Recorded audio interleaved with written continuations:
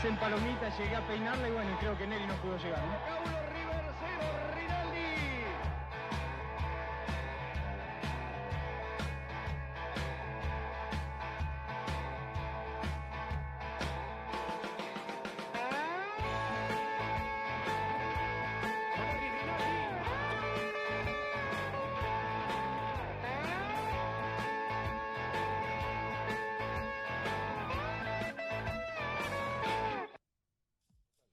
Bueno, ahí está. Un poquito, tiene un poco más el pelo largo que el bebé que mostrábamos recién. ¿Cómo estás, Jorge? Bien, bien, buenas tardes. Gracias por venir. No, a ustedes. Rapado nunca más, ¿eh?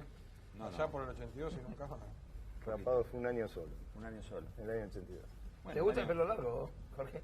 Sí, sí, Pareciera. como vos. Él no lo puede A mí me tener. gustaba antes. Ah, bueno, bueno. ¿Cuándo? No, nunca.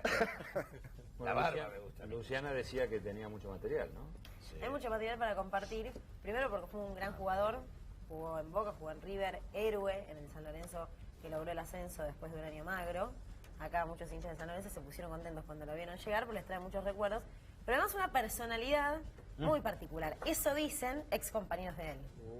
Hay mucho para compartir porque, entre otras cosas, hablan de una rebeldía natural que llevó a ciertos choques fuertes con parte de la hinchada, como le pasó en Boca, con la barra brava, pero también con un comportamiento en el día a día que a muchos los divertía y a muchos otros seguramente te criticaban, te cuestionaban por ese enojo que llevas adentro, ¿o no? Qué resumen te hizo, ¿no?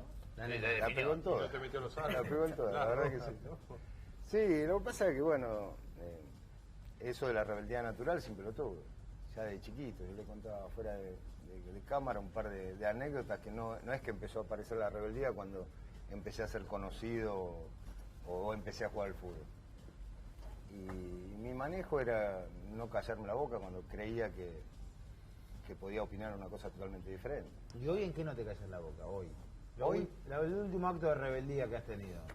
Y los tengo, día a día los tengo. Quizás a veces, ahora uno que no es tan notorio, son más privados, ¿no? Pero prendo la televisión y veo un noticiero o veo determinada cosa que veo que está lejos de lo que a mí me parece la realidad. Lo que hizo Horacio acá, por ejemplo. No, cuando se le dice, mirá, ¿con quién está rodeado este muchacho? Ahora compañero estaba con él. Pero sigo teniéndolo, sí, sigo teniéndolo. Si lo puedo decir y tengo un micrófono para decirlo, lo hago. Y hoy, ¿por qué uno siente que cada vez hay menos rebeldes? Yo creo que el sistema a veces te lleva a eso. A veces el sistema, nosotros, digo que las generaciones cambian, algunas evolucionan cosas a favor y otras involucionan. A veces el sistema te va comiendo. Yo no digo ni que la generación mía era mejor o peor que la de ahora, sino que de golpe vivíamos el fútbol de otra manera totalmente diferente. Hoy hay muchos representantes en el medio, en donde se hizo más un negocio directo. Esto siempre fue un negocio, pero creo que ahora se hizo más directo todavía.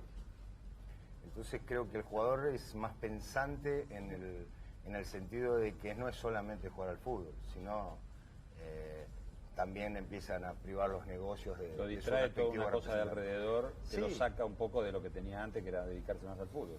Claro, pero no es solamente el hecho de primera división, está pasando con los juveniles y hasta con los infantiles. Hay representantes de por medio, chicos que se compran cuando tienen 10 años. ¿Vos te imaginás si vos tenés 10 años y te dicen que vale $20.000? Sí. Ahora, Jorge, vos eras rebelde, ¿no? Seguís diciéndolo, pero hablemos del Jorge Rinaldi jugador. Eras rebelde en la semana, en los partidos, con tus compañeros, con los contrarios, con el árbitro, con el dirigente de turno y demás. Cabrón. Había, Con mis amigos, con mi tu familia. Cabrón, Sinvergüenza. No, pero digo, vos eras claramente rebelde. ¿Calentó? ¿No eras por momento también necio, digamos, soy rebelde porque soy rebelde y soy inflexible? No, y siempre de acá no argumenté, salgo? mis rebeldías las argumenté. Después, bueno, si a mí el argumento del otro lado me convencía, daba marcha atrás. ¿Eras de dar marcha atrás? Sí, ¿por qué no? Hay cosas que vos vas aprendiendo, si vos no aprendés de que si seguís derecho y te llevas por delante de la cámara... ¿Quién te dio vos- una lección, por ejemplo, en lo futbolístico sobre eso? No, lecciones uno va aprendiendo. Yo, hasta mi carrera futbolística fue atípica con respecto al entrenamiento. Yo terminé entrenando mucho mejor de lo que empecé, cuando normalmente el jugador de fútbol es al revés. ¿Por qué? ¿Por qué? Porque, por ejemplo, yo jugaba cuando yo aparecí en San Lorenzo, jugaba con un peso de 84 kilos. para llegar a un peso de 81 kilos tenía que comer una manzana el día anterior.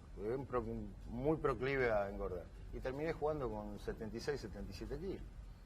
Está bien, algunos cambios de metabolismo, pero después me empecé a dar cuenta de que cuando fui a España, que el entrenamiento era base. Y que me daba cuenta, o sea, terminé entrenando mejor que lo que me hace profesionalizar. Exactamente. Y hay técnicos que de golpe en tu camino te van marcando, principalmente, yo que sé, el Flaco Menotti, 3 años en la selección, empecé a entender de que no era solamente jugar a la pelotita y nada más. ¿Con Bilardo? Claro, exactamente. O sea, Bilardo, la mayor virtud de Bilardo era, por ejemplo, más allá de su obsesión por las cosas, ¿no? Pero estar en todos los detalles. Y yo era un típico delantero que lo que quería era jugar solamente con la pelota. Y después empezás a aprender que en el fútbol hay otras cosas, que sacás ventaja dentro de lo legal, estamos hablando, ¿no? En pequeños detalles, que el entrenamiento tiene que ver, y te empezás a dar cuenta que el partido que jugaste no fue solamente por lo innato de uno, sino porque entrenaste bien en la semana, porque estabas rápido, porque estabas atento. Esas son las cosas que vos vas evolucionando en tu carrera. ¿Te gustaba entrenar? No. No, de entrada no, pero después sí. Por eso te digo que fue muy atípico lo mío. Yo terminé entrenando, yo creo que me retiré físicamente en el mejor momento de mi carrera. ¿A qué edad empezaste en San Lorenzo? ¿Profesionalmente? No. A los 12. A los 12 años. Y O entré sea, el 1 de febrero del 76. Y te tocó una época que no era de las mejores, justamente. De San Lorenzo. No, una época difícil. Sí, La pérdida de la cancha, Sí, un club muy muy politizado. sigue siendo politizado, ¿no? Pero en ese momento estaba muy destruido económicamente. Y en un momento donde pasaban cosas y no se enteraba la gente. Claro.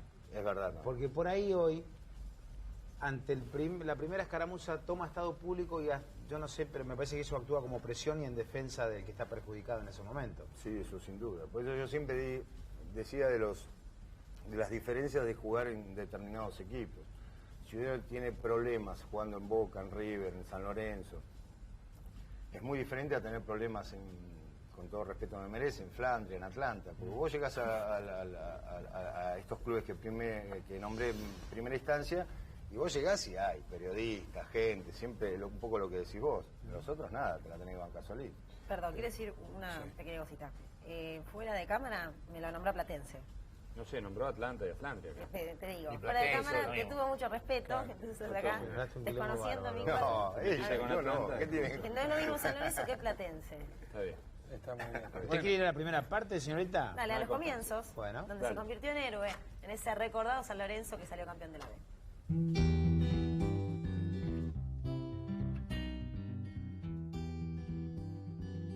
Como jugador, un jugador impresionante. Aparte con un coraje dentro de la cancha, un coraje bárbaro, un jugador brillante. Monarri, Rinaldi. Era muy difícil ver un delantero con no solo la habilidad de él, con el cabezazo que él tenía, sino también un delantero que te cagaba patada y te presionaba encima. Se podía tirar atrás, podía jugar de punta, podía tirar a los costados, podía jugar de lo que quieras. Tenía todo. Pegaba con las dos piernas, cabezazo, temperamento, potencia. Era guapo, a pesar de su físico era hábil, no, era completo, un jugador completo.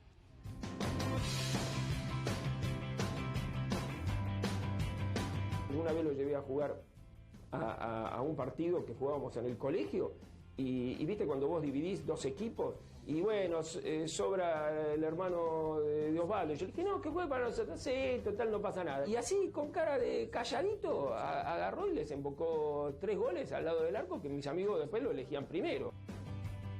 Yo le había pedido a Jorge que juegue al fútbol, que vaya a los clubes, pero que a mí me traiga el diploma de la secundaria. Entonces él cuando ya terminó secundario ya estaba jugando casi al poco tiempo en primera. Los primeros años en San Lorenzo, que estábamos los dos en el banco, por ahí entrábamos y apostábamos a ver quién hacía el caño más lindo. El Gordo jugó en primera con 18 años y hacía como que parecía que hubiera estado hacía 10 años jugando en primera. El festejo de argentinos, la tristeza para San Lorenzo de Almagro. Cuando el San Lorenzo desciende, me contaron que no le iban a tener en cuenta ni a él ni a Insúa en ese equipo antes de empezar el torneo en la B.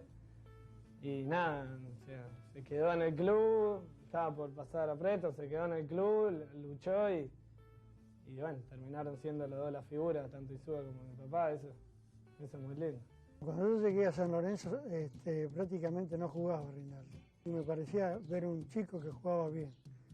Ese chico, hasta un poco sinvergüenza, me pareció que era un jugador distinto. A los 6 minutos de la segunda parte, Rinaldi, que iba a ser uno de los protagonistas de este partido con ese toque corto por arriba y decretar el segundo gol de San Lorenzo. El momento que él se convierte en ídolo fue en la etapa más triste de San Lorenzo, que fue en la B. Nosotros teníamos en él un jugador que prácticamente cuando andaba bien ganaba los partidos, ¿no? Se ponía el equipo al hombro, ganaba partidos difíciles y San Lorenzo logra el ascenso teniendo como el jugador más importante a Jorge. San Lorenzo de Almagro ya estaba en la primera división A. El gordo estaba andando bárbaro. Y de golpe en la platea, en cancha de Vélez, que en ese momento jugaba San Lorenzo de local, había un tipo abajo que caminaba y decía, chancha y barbaridades, y fastidioso, pero qué bárbaro, qué sé yo. Entonces uno de la platea dice, ya me tiene podrido ese tipo, y voy a bajar y voy a pararlo, porque al gordo que la rompe siempre no le puede estar diciendo esa cosa. Y la gente lo paró y dijo, no, es el viejo, porque era mi papá. El que más lo reputeaba era mi papá.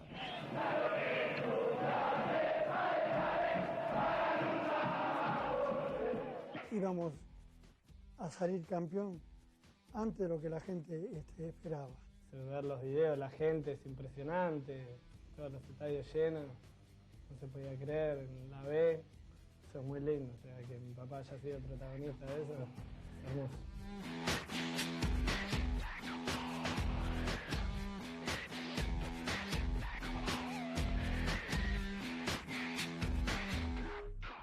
Uno tiene que terminar diciendo que a San Lorenzo le hizo bien descender en ese momento.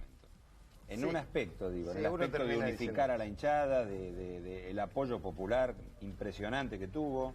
Sí, al fin y al cabo seguro que sí. Lo que pasa es que en ese momento, si alguien le hubiese dicho eso, distorsionar un poco el pasado. Yo me acuerdo que estuve en el partido de San Lorenzo Argentino Junior y no me olvido más la salida de la cancha de Ferro, donde eran caravanas de gente de San Lorenzo que si uno hacía así, se escuchaba. Pero a la larga es verdad lo que decía. Claro, pero había como una, en el momento de la derrota de ese descenso, esa tarde de agosto del 81, la gente de San Lorenzo estaba como sorprendida, asombrada, atónita, o sea, había un silencio llamativo, ¿no? Sí, un poco porque... Hoy sería imposible una cosa así, si pasara. Y cambia todo. No, hoy no termina el partido. Por eso. Van al vestuario, digamos. San Lorenzo se había quedado sin cancha en el 79 y 2 años después le toca descender. Pero bueno, recupera mucho.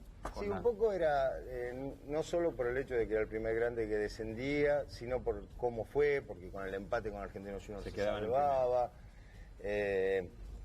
Y también que nadie creía que podía llegar a suceder eso. Quizás hoy se puede estar un poco más acostumbrado, que puede ser un ida y vuelta enseguida. Pero además ganan el campeonato del 82 con mucha ventaja y en el envión, en el campeonato siguiente, estuvieron ahí nomás de salir campeones. Sí, perdimos por un punto con un equipo independiente que era espectacular, ¿no? Ya con el Bambino Veira de técnico. Con el Bambino del 83. ¿Era un técnico más ofensivo Veira en ese momento que fue después?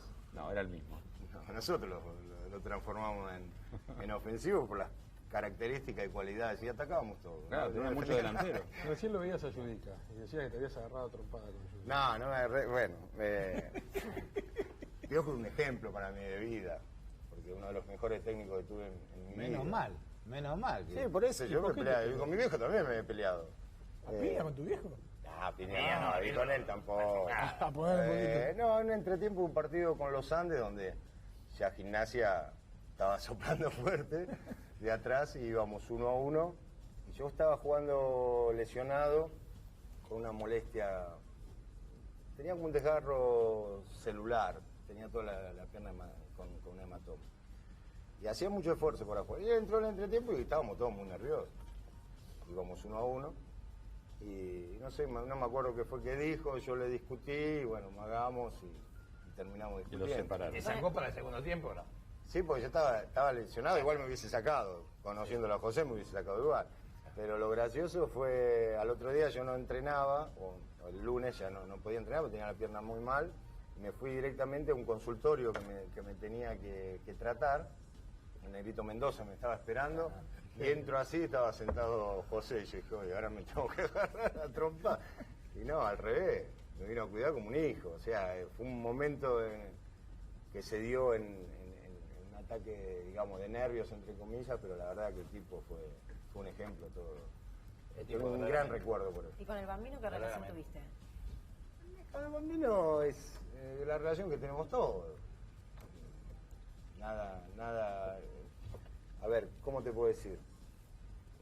Era muy joven cuando nos dirigió a nosotros, imagínate que tenía 37 años. Claro, él había dirigido a Banfield. Sí, y me parece y nada que más. Lo había tenido yo de ayudante ya, con claro. Carmelo Faraone, Claro. que es el que me hace debutar en primera. No, una buena relación con el Bambino, nada más. Teníamos mis discusiones, nuestras peleas que tuvimos a lo largo de... Un poquito conserva el Bambino, ¿no? De idea, conservador. Absolutamente. Pero ese Pasa equipo... que nosotros convertimos ese año, por eso decía, por las características de los jugadores, a un San Lorenzo muy ofensivo. Ese equipo de San Lorenzo del metro 83 terminó con 47 puntos, uno menos que Independiente y uno más que el Ferro de Grigol. Hizo San Lorenzo 15 goles más que el campeón, 69 contra 54 y 26 goles más que Ferro. O sea, Sí, que eran ofensivos en serio. Sí, pero no es solo por el producto en sí de los goles, sino eran 15, 20 jugadas de gol por partido, era impresionante. Yo me quedé grabado un partido, por ejemplo, en cancha de Vélez, ganábamos 3-1 y terminaba el partido, faltaban 4 minutos y Temperley nos empata a los 42 y a los 44, 3-3. La gente ya no sabía si aplaudir, putear y a los 90 minutos el Toti Iglesias mete el 4-3. Se moría la gente en la cancha, Claro. Podía pasar cualquier cosa. ¿Vos jugabas con quién? ¿Con el Toti? Usillo. Jugaba Mario Usillos y yo, y arriba jugaba el Toti, el uruguayo Navarro. No es bueno, todavía no. A veces entraba. Ever era suplente. Sí. Vamos a ir a la pausa. Antes estaba repasando, a ver, de tu generación, año más, año menos.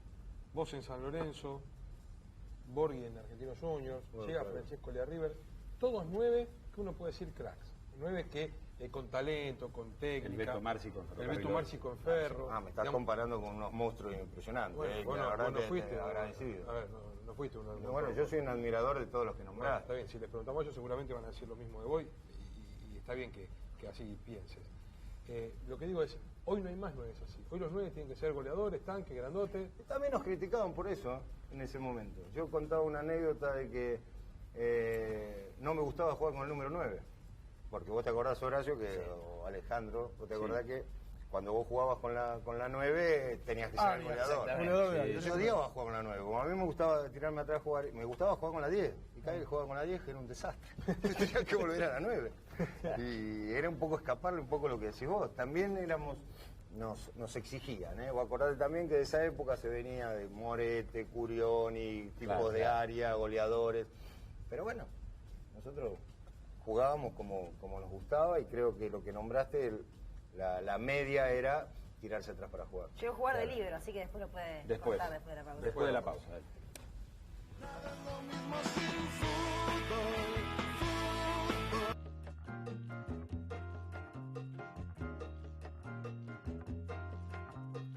Él siempre en su cajonera, vivía con su chocolate y era el gran problema de la chancha. Un día, no sé qué pasó, y lo gritaron a él, pero yo me puse nerviosa. Le gritaron, decile a tu mamá que no te haga tantos sándwiches y no te haga tantos flanes.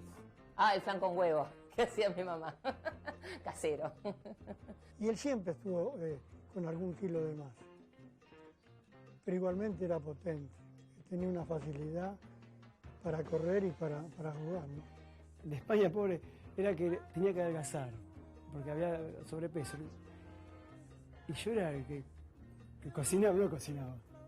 Era un desastre. Y pobre, no comía nada, y le había cambiado el metabolismo y engordaba. Y no comíamos nada. Era terrible, porque sufría, bueno, y decían que no se cuidaba, que comía, y al revés, no comíamos nada y engordaba cada vez más. Llegábamos al banco, nos poníamos bien lejos del técnico y empezábamos a sacar a ver quién traía los mejores chocolates. Y él sacó unos chocolates importados espectaculares para sacarnos el frío, porque estábamos una hora ahí sentados en el banco, muertos de frío. Los buzos que nos abrigaba y nos poníamos ahí en el medio y compartíamos. A ver era un kiosquito el banco de suplentes. Ahora resulta que eres el único jugador que comía golosinas. No era el Había metabolismo. varios que se enganchaban, ¿eh? Sabían dónde estaba, ese era el problema. Bielsa le escondía los alfajores a Batistuta. ¿Se lo comía él? Y el turco Asad y el turco Flores también, entrabas y la heladerita era... Había que explicar por qué le decían la chancha. Sí, bueno, Que por vos podés eso, contar lo quién te explicó puso Barro la Walker. chancha, pero claro. No, Carmelo Faraone me puso la chancha. Carmelo fue cuando me empezó a llevar de vuelta a primera, que yo era chico, bueno, la explicación obvia de por qué se le había ocurrido semejante apodo, pero No, fue Carmelo, fue Carmelo. ¿Qué recuerdo tenés del paso por Gijón, por España?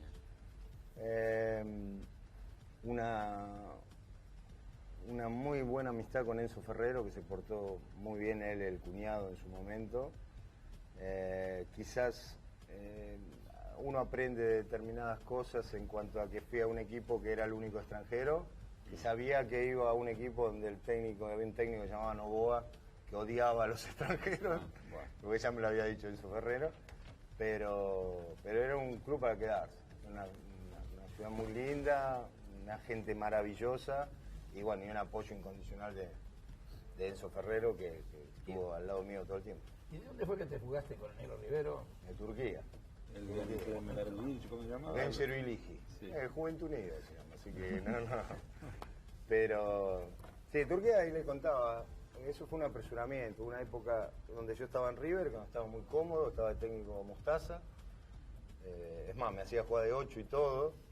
¿De 8? De 8, sí, de 8. Y yo me pierdo las finales con justamente River y Boca, porque me voy a Turquía por La un poco. liguilla 89.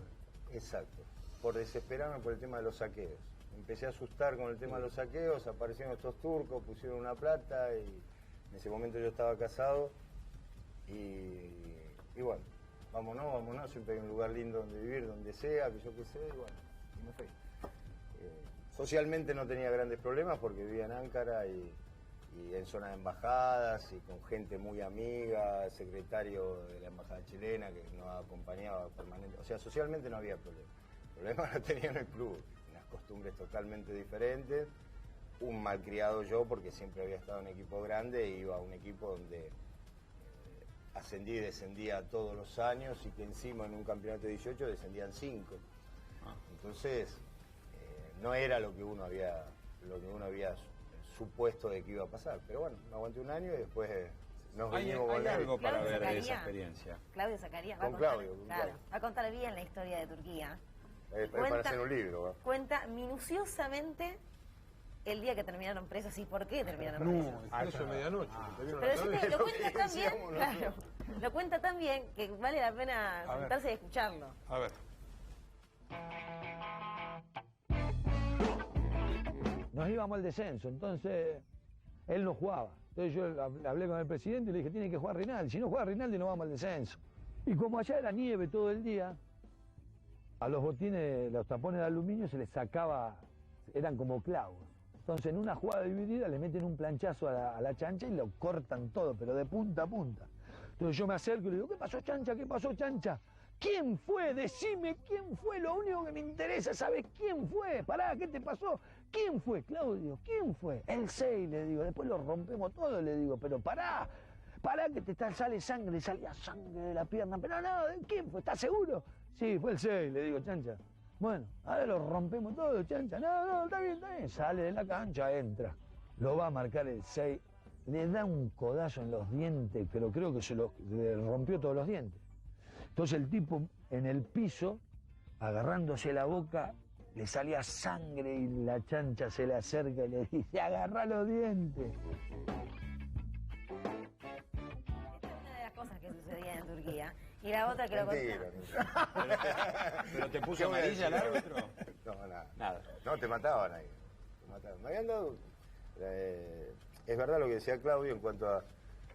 ellos afilan, estamos hablando 20 años atrás, ¿no? Sí. ¿Por qué? Porque no era como las canchas de Alemania, que cuando cae la nieve tienen la calefacción que lo va disolviendo. Exactamente. Tiene tubería. Turquía no, quedaba como un hielo y vos jugabas con tapones altos, entonces no te podías agarrar.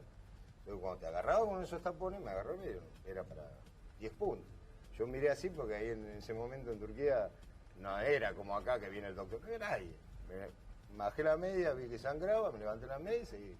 No seguiste, le dijiste quién fue. No, bueno, eso seguro. Eso ya lo contó Zacarías. Bueno, ¿y cómo fue el tema de que fueron presos? No, el tema de que fueron presos... Fueron, ¿por qué fueron? Fuimos. No, pero fue... yo había arreglado, cuando yo llego ahí, es un tema muy largo, pero como las condiciones habían cambiado, quedarme un año y después irme.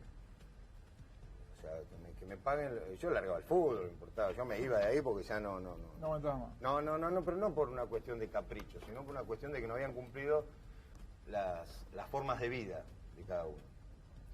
Entonces, bueno, cuando va pasando el año, está llegando el final, nosotros estábamos peleando ahí, que zafábamos, que no zafábamos, que zafábamos, lo llamamos al Negrito Rivero, le digo, Waldo, venite para acá, porque hay que arreglar esto, a ver si rescindimos el contrato, que cumplimos un año. Yo devolvía la plata del segundo año, no quería cobrar la del segundo año, nada. Cuando el negro viene, bueno, la hago un poco más corta porque si no es muy largo. El presidente de ese momento de Turquía tenía muy buenas relaciones con el embajador de ese momento, argentino, y el tipo no nos quería devolver los pasaportes. Eso lo comentó Negro. Entonces cuando nosotros hacemos el reclamo en la embajada, salvo el secretario en ese momento, que fue el que nos apoyó en todo, el embajador no nos da... ¿El embajador jugaba para el turco? Hipotéticamente creemos que sí. Entonces nos dice que tenemos que ir a hacer la denuncia del pasaporte a la policía. Cuando hacemos la denuncia del pasaporte, nos demoran en una oficina. Estábamos Claudio, el negro y yo. Entonces con dos monstruos así al lado de nosotros esperando, pensando de que no pasaba nada. En eso el negro pide ir al baño, sale de la oficina, la cara del negro no me lo olvido más, entra a la oficina, abre la puerta y dice, gordo, estamos en cana, ¿eh? Claro, ahí no empezamos de cuenta. Ya empiezan a demorar 5, 6, 7 horas, hasta que cae el secretario de la embajada que hace un despelote infernal y nos dejan ir. ¿Y cuál era el motivo por el que estaban en cana? ¿Porque no tenían pasaporte? El motivo era que el presidente del club tenía un poder absoluto y nos quería tener demorado porque no querían no nos devolvió los pasaportes. Ah, ¿no? Sí, viajaron sin pasaporte, ¿no? Nos hizo la embajada un pasaporte provisorio. Solamente, viste, de esos que te sirven solamente para volver a tu país. Paréntesis, ¿habías visto Expreso en Medianoche? Sí, cómo no. A cada rato decían. ¿Cuánto duró eso? Y retenidos ahí estuvimos desde no me acuerdo bien, pero ponerle de las 5 de la tarde hasta las 3 de la mañana. Sí. Y se te venían las imágenes del aeropuerto. El negro me decía, bueno, acá quedan dos. ¿Viste cómo lo acá quedan dos. O nos la comemos y esperamos, o nos levantamos y si nos dan un par de sopapos nos volvemos a sentar. Bueno. Cuando lo presentamos hablamos de la personalidad de Jorge, de esa rebeldía. Recién escuchamos a Claudio Zacarías contar una anécdota que un poco lo refleja, lo representa a Jorge. Pero aparte hay muchos compañeros que hablan de cómo era él. Dicen que era un poco fastidioso. ¿Por qué no nos escuchamos? A ver. Siempre tuvo un carácter fuerte. Y bueno, es indudablemente que el carácter lo debe haber sacado de mi viejo. Me entero de que el gordo ya iba a jugar en novena el campeonato oficial. ¿Viste? Y yo estaba con una expectativa, a ver, che, ¿cómo salió mi hermano? No, lo expulsaron, me dijeron. ¿Cómo? El primer partido lo expulsaron. No te puedo creer. Que lo expulsaban un montón y prácticamente nunca por pegarle una patada, nunca por un juego violento, sino por hablar con el árbitro, por su carácter. Expulsado Rinaldi también por pedir la pelota, dice Vizcay. Y el 90% de las veces lo echaban por protestar. Él veía un referee y era el demonio para él.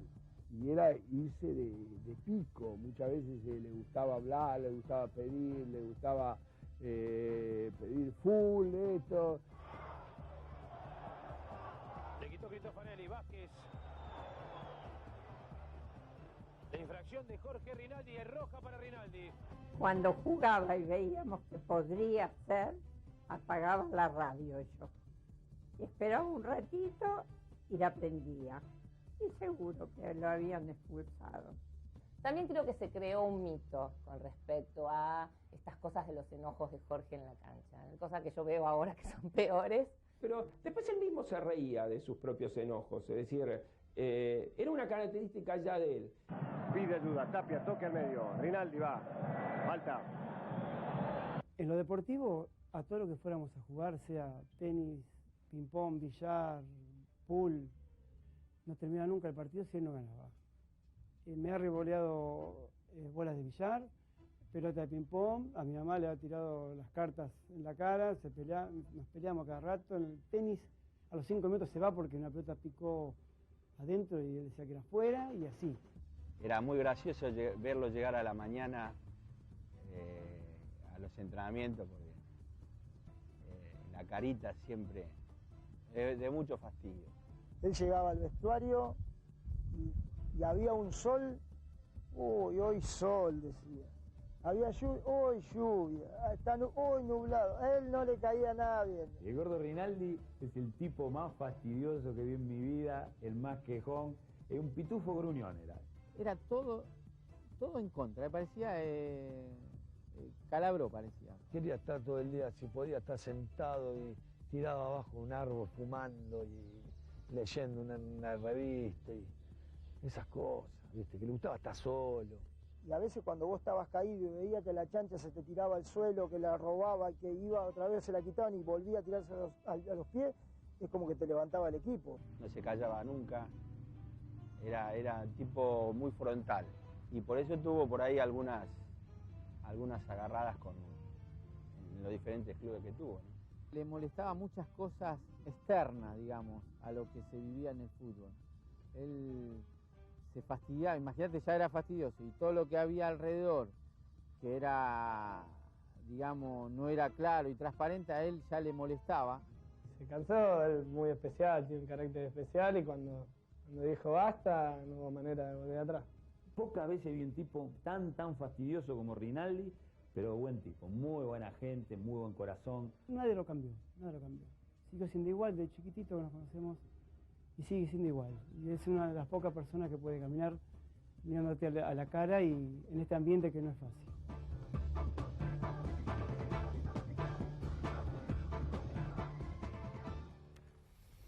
Y con ese fastidio encima... ¿Esto es a favor esto? Esto es a favor. Escuchame. Bueno, sin embargo, tengo un texto en mi celular que tiene la fecha de hoy y el horario de la no como el tuyo.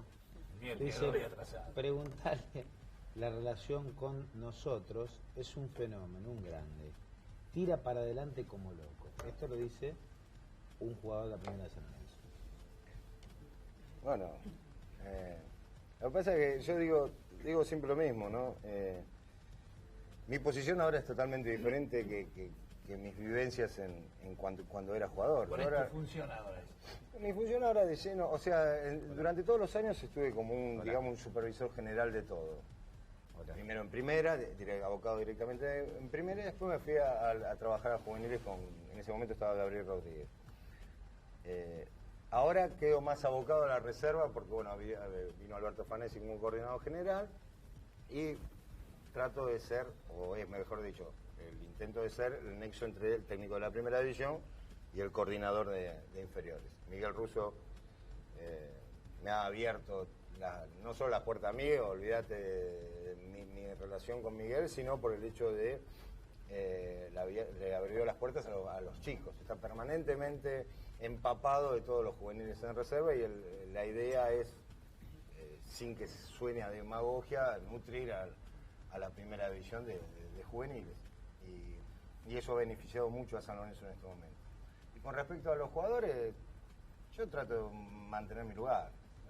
El respeto, yo creo que San Lorenzo en términos generales tiene jugadores muy educados, muy digamos, muy sociables, te hacen sentir muy cómodo.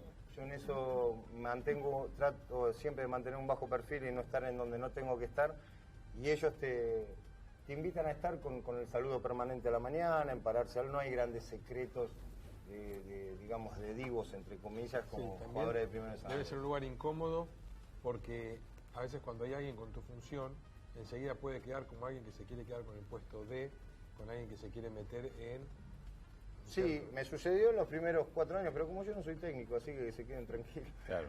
O sea, yo blanqueaba y mantenía, opino cuando me dan para opinar. Me pasó cuando estuvo Pipo de técnico en San Lorenzo, Rubén Insúa. Me pedían opinión, opinábamos como podemos opinar acá y le daba mi punto de vista. Pero ¿Nunca jamás... quisiste ser técnico?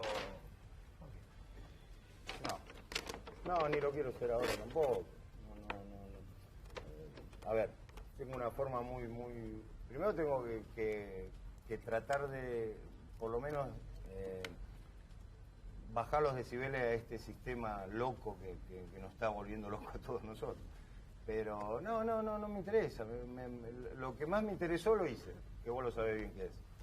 Que fueron los 7, 8 años que estuve en el diario Clarín, y fue una apuesta importante y me parece que bueno, que por lo menos para hacer el inicio lo había hecho bien y, sí, muy bien. Y es como tener una opinión y defender determinadas ideas dentro de un contexto bastante caótico, ¿Y ¿no? por qué no seguiste en lo mismo? Sí, no seguí porque mi forma de pensar es cuando me salió esta utopía que era San Lorenzo, porque para mí fue era una utopía, hubiese preferido quedarme quizás en el diario, pero como tengo todavía utopías en mi vida y creí que podía cambiar un montón de cosas, no me quedé porque pensé que era incompatible, no podía ser juez y parte. Eso lo hablé con Julio Marini en su momento y lo había charlado con vos también, Horacio, en su momento, con varios muchachos del diario, el Ruso Buroy, Miguel Bocio, y ellos me decían que no era tan así, pero a mí me parecía que no podía ser juez y parte. Te retiraste a los 29 años, en una edad sumamente temprana, porque te molestaban las cosas que tenían que ver con el ambiente del fútbol, pero terminaste adentro nuevamente. Digamos, en un medio en el que vos te alejás por no compatibilizar con ese entorno, de todas maneras hoy, pasados muchos años, seguís vinculado.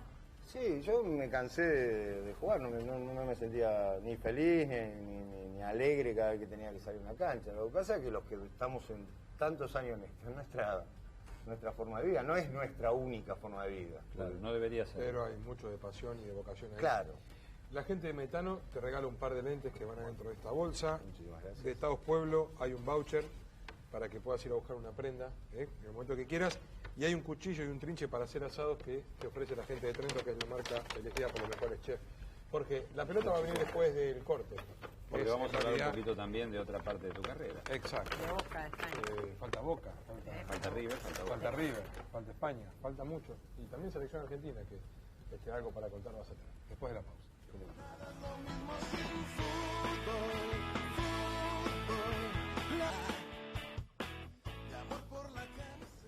Bueno, hay otra parte deportiva en la vida de Jorge Rinaldi, ¿no? Boca. Acá los que van... Porque es San Lorenzo, España, Boca. Porque te identificaste mucho. San Lorenzo, España, Boca, River. Con Boca te identificaste mucho. ¿Te molesta? No, pero digo, después de Boca pasa River directamente, que fue raro, porque pasó él, pasó Melgar. Era el niño mimado de Menotti. Y pasó Higuaín. Y sin embargo, digamos, como estabas bajo el ala de Menotti, es como que hubo una aceptación de que vos pasaras. Pero digamos, con Boca había mucha identificación, además de los goles que le habías hecho a River. Sí, yo creo que lo que pasa es que la gente de Boca respondió por lo que veía dentro de una cancha, ¿no? Es lo que yo pedía apenas llegué. Todos sabían de que yo tenía una identificación directa con San Lorenzo. Y es más, lo dije siempre, nunca no vas a encontrar un medio que yo diga, no, el chiquitito era hincha de Boca, como la mayoría decía. Y al principio dije, bueno, denme tiempo de conocer el club, de saber dónde estoy. Y bueno, y se fue desarrollando. Estuve 2 años y medio, la gente de Boca me respondió en un momento muy difícil, que no viene al caso ahora, pero que bueno, que la mayoría recuerda. Y es uno de los mejores recuerdos que yo tengo en el fútbol, ese hecho puntual, y eso que no es directamente futbolístico, porque eso fue algo espontáneo en donde la gente hacía lo que yo pedía, que me evalúen por lo que estaba haciendo dentro de la cancha. Tus compañeros dicen que a pesar de todo lo que te pasó en Boca, sos un ídolo de la institución. ¿Quieres escucharlos? A ver.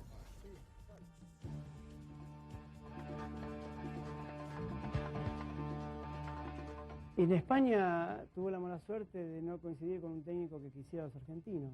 Llega en ese momento, a pesar de que jugaba mejor que los que estaban, pero no le daba lugar. Y así fue como después terminamos los 6 meses yendo para Boca. Pasó, atención Rinaldi, enganchó Rinaldi, ¡gol! ¡De Boca Rinaldi!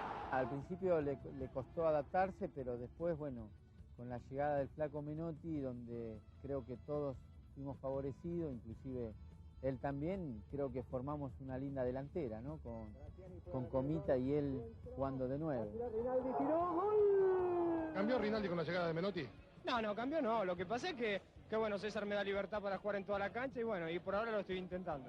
Tuvo muchos problemas de arranque, lo puteaba toda la cancha, lo querían matar en Boca. Cada vez que él entraba a la cancha, ese sector trataba de no nombrarlo o de insultarlo, a pesar de que él jugara bien, y toda la platea, más otro sector de la popular, era realmente emocionante, esperaba el momento del silencio para poder gritar,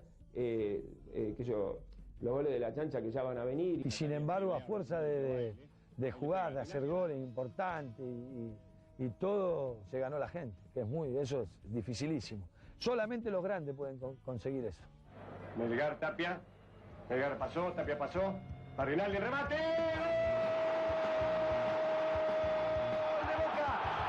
Rinaldi. Boca 2, Independiente 1, Rinaldi. Como es él, ya lo conocemos, que no quería transar con el tema de la hinchada, de poner dinero para una hinchada que presionaba para que jugara, para que cantaran por él o que lo vivaran o no. Creo que estaban haciendo una colecta para viajar a un mundial o no, algo de eso era. Que en ese entonces, bueno, el jefe, que era José Barrita, nos da unas entradas, unos abonos como para nosotros comprar. Y bueno, y me acuerdo que Jorge dijo, no, yo no voy a comprar, porque no me corresponde. Y bueno, y vos sabés que en todos, digamos, la 12 siempre se enteraba de todo. Muchas veces había cantidad de compañeros, que yo no voy a decir quiénes eran, pero no ponían dinero, porque no todos ponían dinero. Y yo te soy sincero, yo era uno de los que muchas veces no ponía también. Y bueno, eso le llegó a los oídos a los hinchas y es como que le molestó a la 12. Y Rinaldi la fue llevando y lo fue superando, me parece eso, porque era un jugador que tenía su temperamento, su personalidad. Abramovich, viene el centro, Rinaldi que llega, Rinaldi que le pega. ¡Gol! De Boca. En Boca tuvo muchos problemas y se sobrepuso a todo y terminó siendo ídolo de Boca. Mirá si será grande.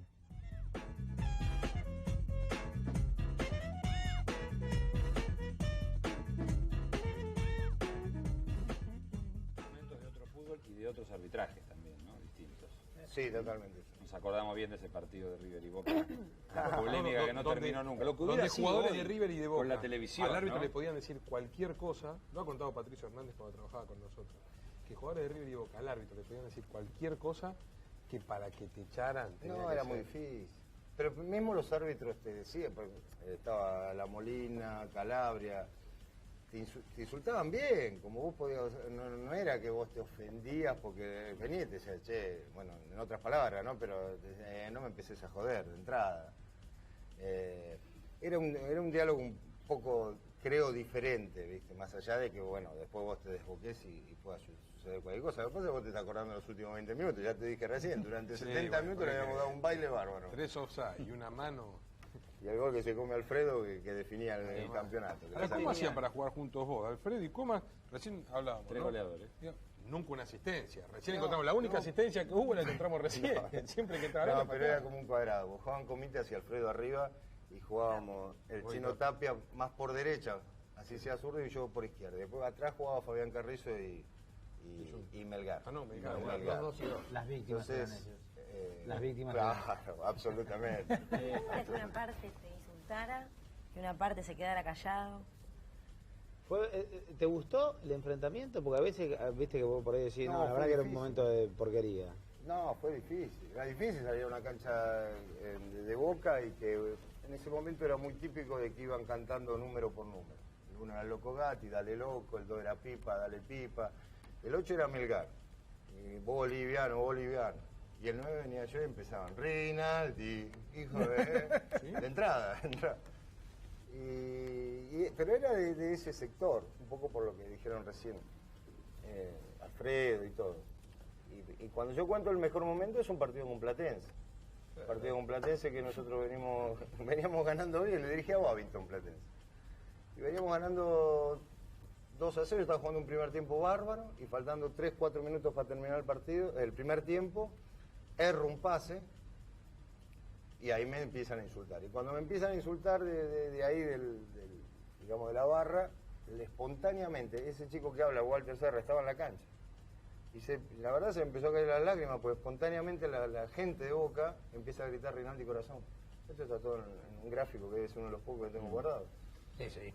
Entonces te queda el recuerdo. Y para colmo en el segundo tiempo meto el tercero. 3-2 ganó. 3-2. Después terminamos 3-2. Hay que ver el árbitro cuando sí. Pero los árbitros de Boca hay que hablar ahora. Sí, también. Déjalo ahí. Jorge, ¿qué significó Menotti? ¿Por qué lo mencionás tanto? Porque vos venías de tener entrenadores importantes en San Lorenzo. Y porque, mirá, cuando César llega a Boca,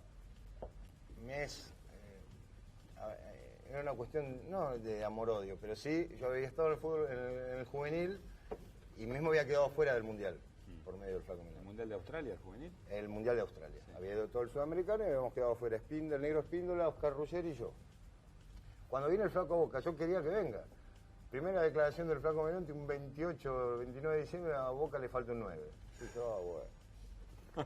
O sea, yo lo quería como técnico y digo, ¡pum! La primera que dice es esa. Y él llega, cuando llegamos, que nos fuimos a Mar del Plata, el primer día me pregunta cómo andaba la chimenea. No me lo olvido más. Terminamos el primer entrenamiento de la mañana y él me empieza a decir de que empieza a acertar con lo que yo pensaba y no sabía nadie. Que él me decía que si yo me sentía feliz, era un jugador descomunal, decía. Me dice así de entrada. Y bueno, empieza a pasar el tiempo y fue, digamos, como jugador integral fue el mejor momento de mi carrera. Me sentía muy completo. En ese momento tenía 23 años, 24 años. Yo creo que en ese momento fue lo mejor que hice en el fútbol argentino, como integralmente hablando de fútbol, ¿no? Después quizás hubo años más importantes por individualidades y nada. ¿Y por qué el Flaco? Lo mejor porque me cumplió siempre en todo. Él dijo que el jugador era el protagonista de esto y lo cumplió a rajatabla. Y después por un sinfín de cosas que fuimos conviviendo, principalmente en esos 6 meses de Boca, en donde entendí el fútbol de otra manera. ¿Y las charlas te enamoraban?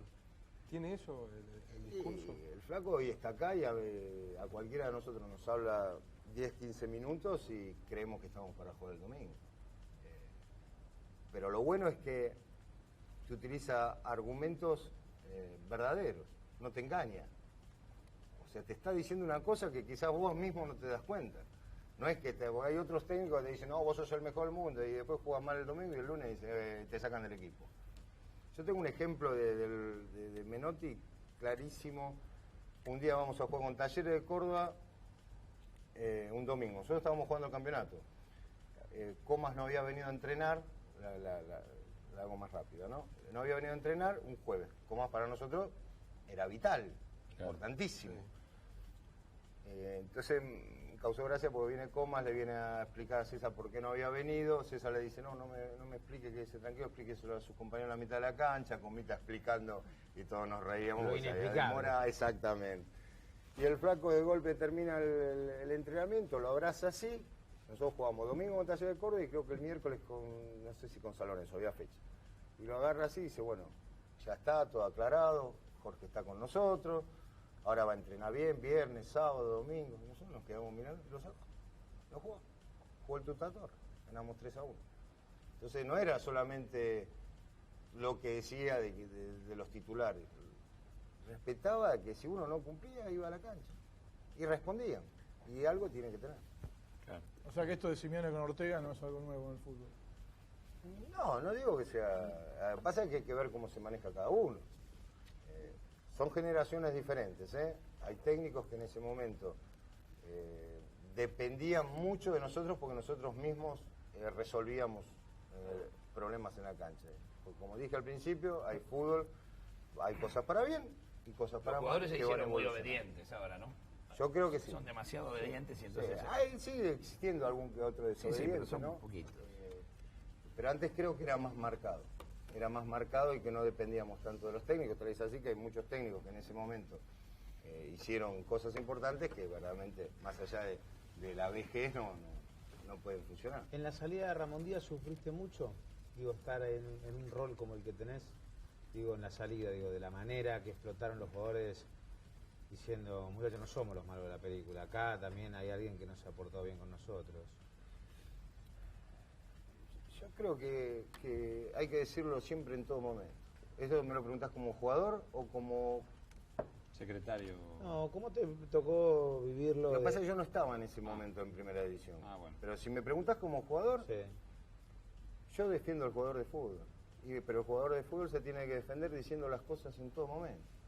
Lo que pasa es que ahora están todos locos. San Lorenzo en ese momento llega, si nos fijamos en los resultados, porque hay que fijarse, nos fijamos en los resultados o nos fijamos en lo que se hace o cómo se juega. Si nos fijamos en los resultados, llega a la semifinal de la Copa Libertadores y pierde por penales, por un penal. Con el campeón. Entonces no es malo. No es malo. Pero pasó ahora con la Copa Davis, que habíamos perdido la final y parecía que nos habíamos ido al descenso. Sí. Somos una porquería. Fuerte. Entonces, yo digo, nos estamos volviendo locos, nos estamos pasando de rosca. Entonces, si volvemos a la vieja frase, todo lo que sirve solamente es ganar. No vamos a ninguna parte. Bueno, es lo que está pasando. Bueno, hay muchos mensajes de la gente, muchos hinchas de San Lorenzo, chicos que han trabajado con vos en la calle Santiago de la Carrera, en Floresta, en la escuelita de fútbol, te dabas clases, que te agradecen la dedicación allí, y gente de Boca también. Y está tu apellido en esta pelota que nos manda la gente de Dale Más de Belville, Córdoba. Tendrás muchos trofeos, medallas y demás, pero me parece que tu apellido en una pelota simboliza lo que vos sentís por este deporte y lo que tantos argentinos sienten por el fútbol por haberte visto jugar alguna vez. Es la idea que tenemos acá en Estudio Fútbol de dejar bien patentado y que quede bien escrito que los que hicieron grande el fútbol argentino en definitiva son hombres que jugaron a esto y que si un día se dedicaron a ser técnicos o dieron un paso al costado y nunca más se metieron en el fútbol, no es porque no hayan sabido, sino todo lo contrario. A veces porque sabían demasiado. Muchísimas gracias. Me van a gastar un poquito, ¿no? Porque esto es como un tiento y ya me venían diciendo hace rato, principalmente los chicos de la reserva. Pero la verdad, creo que es uno de los mejores premios, trofeos, regalos que me hicieron durante la carrera. Bueno, gracias. Muchas gracias, Jorge. Gracias. Y me muero de ganas de seguir preguntándote por los arbitrajes de ahora, pero para otro día. ¿La semana que viene? A la pausa, sí. ¿Qué pasa? Viene alguien que nombró Jorge. Que nombró Vos él. también la nombraste. Sí. Que dicen que hacía De en lo todo que un sea la poco. tribuna. Ahí está. Un juego bonito. Atención Bueno. el miércoles. Viene en auto, Lindo ¿no? personaje, Tiene que gran venir en jugador. auto. Bueno, Me y gusta ese el es avión. uno de los que yo siempre me sentí, no voy a decir el nombre,